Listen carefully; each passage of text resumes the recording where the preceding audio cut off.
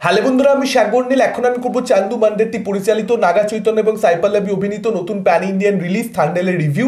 এই সিনেমাটার ভালো দিক খারাপ দিক নিয়ে আলোচনা করবো আজকের এই ভিডিওতে। আশা করি আপনারা সকলে জানেন, সত্য ঘটনার থেকে অনুপ্রেরণা নিয়ে এই পার্টিকুলার সিনেমাটাকে পরিচালক নির্মাণ করেছেন। গল্পটা কিন্তু, স্টোরি আইডিয়াটা, সেটা কিন্তু আমার ভালোই লেগেছে। ফার্স্ট হাফটা এখানে ডিল করছে নাগা চৈতন্যর ক্যারেক্টার, যে নিজের প্রফেশনাল লাইফ এবং তার সঙ্গে সঙ্গে লাভ লাইফটা কোনোভাবেই ব্যালেন্স করতে পারছে না, দুটোকে একসঙ্গে মেনটেন করতে পারছে না। সাই পল্লবীর ক্যারেক্টারটা কেন নাগা চৈতন্য ক্যারেক্টার প্রফেশনাল লাইফটাকে ডিস্টার্ব করছে, সেটা জানতে গেলে আপনাদেরকে ছবিটা দেখতে হবে। আর আপনার ট্রেলারের মধ্যে আশা করি দেখতেই পেয়েছেন যে নাগা চৈতন্য ক্যারেক্টারটা বেসিক্যালি জেলে, সে তার দলবলের সঙ্গে মাছ ধরতে সমুদ্রে যাবে, কিন্তু সমুদ্রে একটা বিশাল বড় ঝড় উঠবে, যে কারণে সে পাকিস্তানি ওয়াটার্সের মধ্যে ঢুকে পড়বে। পাকিস্তানি অফিসিয়ালসরা তাদেরকে ক্যাপচার করে নেবে। এবার নাগা চৈতন্য এবং তার দলবল কি পাকিস্তান থেকে ইন্ডিয়াতে ফেরত আসতে পারে? সাই পল্লবী ক্যারেক্টারটা সেখানে কি ইম্প্যাক্ট রাখছে, কি ভূমিকা পালন করছে, এবং নাগা চৈতন্যকে কেন থান্ডেল বলা হয়, যাবতীয় জানতে গেলে আপনাদেরকে এই ছবিটা হলে গিয়ে দেখে নিতে হবে। এখন এই ছবিটার মধ্যে কিছু ভালো দিক অবশ্যই রয়েছে, আবার কিছু খারাপ দিকও রয়েছে। এক্সট্রাঅর্ডিনারি কোনো ছবি হয়নি, আবার খারাপ কোনো ছবি হয়নি, একটা ডিসেন্ট ওয়ান টাইম ওয়াচ হয়েছে। সাই পল্লবী যে ক্যারেক্টারটা কিংবা নাগা চৈতন্য যে ক্যারেক্টারটা, সেই ক্যারেক্টার দুটোকে ধরে বেঁধে এস্টাবলিশ করা হয়েছে। সেই ক্যারেক্টার দুটোর মধ্যে যে ভালোবাসাটা, সম্পর্কটাকে ধরে বেঁধে এস্টাবলিশ করা হয়েছে, সেখানে সময় দেওয়া হয়েছে, যে কারণে প্রথম 35-40 মিনিট খুব যে এঙ্গেজিং লাগছিল ছবিটা তা বলবো না। লাভ মুভমেন্টসগুলো খুব যে ইউনিক, বিভৎস লাগছিল, খুব মিষ্টি লাগছিল, বাকি সুন্দর প্রেম, এরকম প্রেম যেটা অনেক রোমান্টিক ছবিতে হয়, অনেক কমার্শিয়াল মেইনস্ট্রিম ছবিতেই হয়, যে প্রেমটা দেখে খুব ভালো লাগে, বাই হার্ট ফিল করা যায় যে হ্যাঁ, এরা একে অপরকে কত বেশি ভালোবাসে। সেই ব্যাপারটা, সেই মিষ্টি ব্যাপারটা থান্ডেলের মধ্যে তৈরি না হলো আপনি দেখে যেতে পারেন, বোর করে না, কিন্তু আবার বিশাল যে একদম মনোযোগ দিয়ে দেখছি, খুব একেবারে গ্লুড হয়ে গেছি সেরকম ব্যাপারও নয়। তবে 40-45 মিনিট পর থেকে কিন্তু ছবিতে বেশ কিছু জিনিস এমন হতে শুরু করে একটু একটু করে, যেগুলো কিন্তু আপনাকে ইন্টারেস্টেড করে তুলবে ছবিটা দেখবার প্রতি, যেগুলো কিন্তু ধীরে ধীরে আপনাকে ইমপ্রেস করতে পারবে। ছবিটা কিন্তু একটু একটু করে বেটার হতে শুরু করবে। অ্যাকচুয়ালি এই সিনেমাটার এই প্রথম 40-45 মিনিটের পর থেকে ইন্টারভেল ব্লকেজ অবধি, এই যে 30-35 মিনিটের যে একটা সময়, সেই জায়গাতে কিন্তু ছবিটা পিকে পৌঁছায়। মানে ছবিটা কিন্তু বেস্ট পার্ট হচ্ছে ওটাই।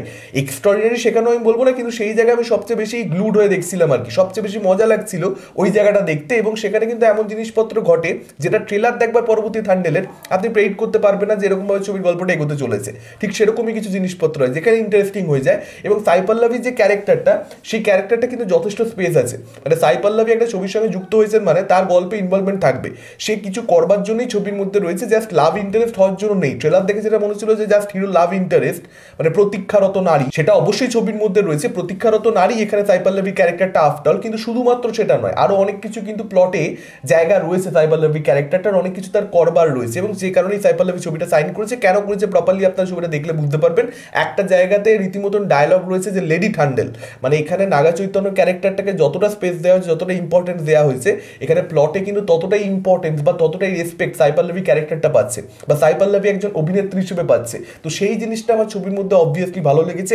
সাই পল্লবীর পারফরমেন্স ভীষণ ভালো একজন অভিনেত্রী হিসেবে, তার সঙ্গে সঙ্গে ভীষণ ভালো সে ডান্স করেছে কিছু জায়গাতে, আপনারা সিনেমাটা দেখলে বুঝতে পারবেন। তার সঙ্গে সঙ্গে নাগা চৈতন্যের পারফরমেন্স ভালো, দুজনের মধ্যে কেমিস্ট্রি ডিসেন্ট ওয়ার্ক করেছে। আমি বলবো না যে বিভৎস কিছু, কিন্তু ভালো লাগছিল এমনি দেখতে। এছাড়া আরো একটা ক্যারেক্টার রয়েছে, যে ক্যারেক্টারটার আগমন দিয়ে বেসিক্যালি গল্পটা শুরু হয়। আমি ডিটেলসে ঢুকছি না, যেহেতু মেকার ট্রেলার লেভেলে রিভিল করেনি কিছু অডিয়েন্সের কাছে।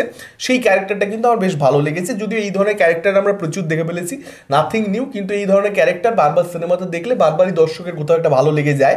এবার যদি ছবিটার খারাপ দিক নিয়ে কথা বলি, দেখুন সেকেন্ড হাফে ছবিটার মধ্যে প্যাট্রিয়টিজমের ডোজটা যেভাবে দেয়া হয়েছে, মানে সেটা খুবই অসহ্যকর, দেখতে খুবই বিচ্ছিরি লেগেছে। বেসিক্যালি পাকিস্তানের লোকজনকে যেভাবে দেখানো হয়েছে, একটা ক্যারেক্টার বাদ দিয়ে দিলে, এমনভাবেই ছবির মধ্যে দেখানো হয়েছে যেটা খুবই মানে অতিরঞ্জিত।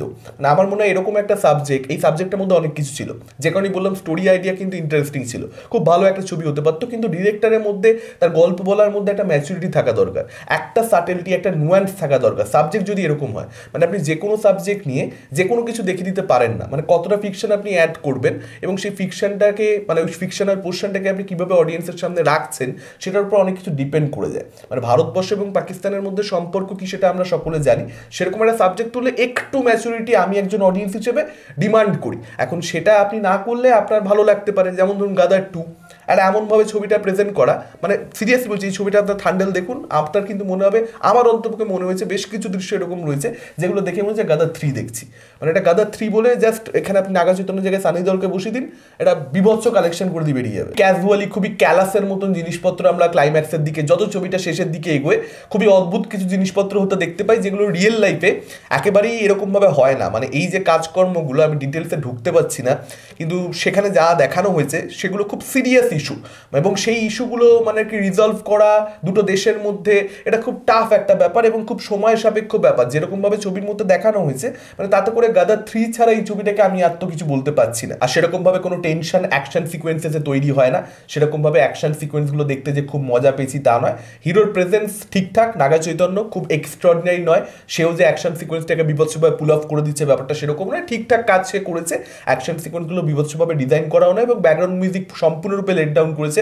ব্যাকগ্রাউন্ড মিউজিক যদি আপনি একটাই বাজিয়ে যান, মোটামুটি সেটা একটা ডিসেন্ট ব্যাকগ্রাউন্ড মিউজিক ছিল, একদম খারাপ ছিল না, কিন্তু একটাই ছবিতে প্রত্যেকটা মাসি সিকোয়েন্সে যদি আপনি একটাই ব্যাকগ্রাউন্ড মিউজিক বাজান, একটা সময় পরে তো আপনার উপর আর ইম্প্যাক্ট রাখতে পারছে না। ইন্টারভেল ব্লকেজের যে টুইস্টটা সেটা কিন্তু বেশ ভালো ছিল, যে কারণে আমি বললাম যে ইন্টারভেল ব্লকে যদি ছবিটা বেশ ইন্টারেস্টিং লাগছিল, মনে হচ্ছিল সেকেন্ড হাফটা দুর্দান্ত হবে। কিন্তু ইন্টারভেল ব্লকেজের যে টুইস্টটা, এই যে পাকিস্তান ওয়াটার থেকে পাকিস্তান অফিসিয়াল যাতে ধরা পড়ে যাবে নাগা চৈতন্য এবং তার দল বলে জেলেরা, এটা তো ট্রেলারের মধ্যেই দেখিয়ে দিচ্ছেন। আপনার ইন্টারভেল ব্লকেজ আপনি ট্রেলারের মধ্যে কি করে দেখিয়ে দেন? আপনি আপনার ইন্টারভেল টুইস্ট আপনি গিভওয়ে করে দিচ্ছেন ট্রেলারের মধ্যে, যাতে করে আপনার ওপেনিংটা বড় লাগে, আপনি সাবজেক্টটা ভালো করে অডিয়েন্সকে বুঝিয়ে দেন যে দেখো আমি কিন্তু এখানে ভারতকে বড় করেছি, পাকিস্তানকে ছোট করেছি।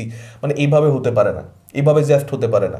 আপনার ইন্টেনশনটাই সম্পূর্ণরূপে অন্য। আপনি ভালো একটা ছবি বানিয়ে দর্শক একটা ভালো এক্সপিরিয়েন্স দিতে আসেননি, আপনি নিজেই টুইস্ট গিভওয়ে করে দিয়ে অডিয়েন্সের ইন্টারভেল ব্লকেজের যে এক্সপিরিয়েন্স সেটাকে নষ্ট করে দিচ্ছে। আপনার ছবিটা দেখা হয়ে থাকলে আপনার কিরকম কি লেগেছে ডেফিনেটলি কমেন্ট করে আমাদের জানাতে পারেন। এই ভিডিওটা ভালো লাগলে লাইক করতে পারেন, শেয়ার করতে পারেন। আমাদের চ্যানেল নতুন হলে চ্যানেলটাকে অবশ্যই সাবস্ক্রাইব করতে পারেন। আজকের মতন টাটা, চোখ রাখুন পরবর্তী ভিডিওতে।